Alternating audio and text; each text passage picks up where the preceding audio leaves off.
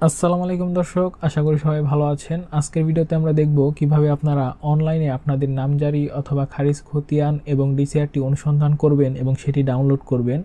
শুরুতেই বলে রাখি, ভূমির যেই ওয়েবসাইট রয়েছে সেটি আপডেট করার পর থেকে কিন্তু এখন খারিজ করার ক্ষেত্রে প্রত্যেকজনের খারিজ করার ক্ষেত্রে নতুন নতুন একটি করে অ্যাকাউন্ট তৈরি করতে হয়, যার জন্য আমাদের কোনো কাগজপত্র বা ডকুমেন্ট ডাউনলোড করার প্রয়োজন হলে অথবা যাচাই করার প্রয়োজন হলে আমাদের পৃথক পৃথকভাবে অ্যাকাউন্ট খুলতে হয় এবং সেই অ্যাকাউন্টে প্রবেশ করে কিন্তু সকল কাজগুলো করতে হয়।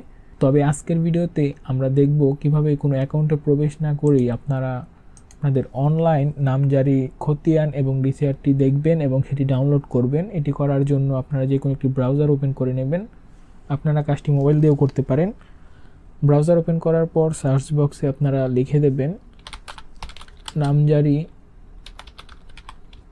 আবেদনের সর্বশেষ অবস্থা। এটি লেখার পর এন্টার বাটনে প্রেস করবেন। তারপর প্রথম যে লিঙ্কটি এসেছে ই মিউটেশন, এইখানে আপনারা ক্লিক করে দেবেন।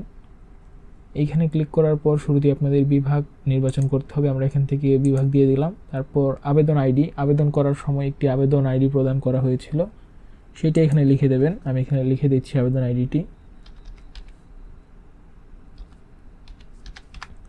তারপর আমরা এখানে জাতীয় পরিচয়পত্র নম্বরটি লিখে দেব।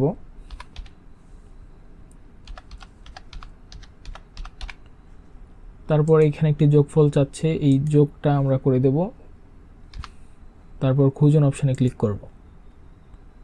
এখানে কিন্তু আমাদের মোবাইল নাম্বার চাচ্ছে। আপনাদের কাছে যদি মোবাইল নাম্বার থাকে তাহলে দিয়ে দেবেন, আর যদি মোবাইল নাম্বার না জানা থাকে, অর্থাৎ আবেদনের সময় আপনারা কোন মোবাইল নাম্বার দিয়েছিলেন সেটি যদি আপনাদের জানা না থাকে তাহলে আপনারা এখানে 0 দিয়ে দেবেন। তারপর এন্টার বাটনে প্রেস করে দেবেন। এন্টার বাটনে প্রেস করার সাথে সাথেই কিন্তু আপনাদের অ্যাকাউন্টের ভেতরে চলে এসেছে।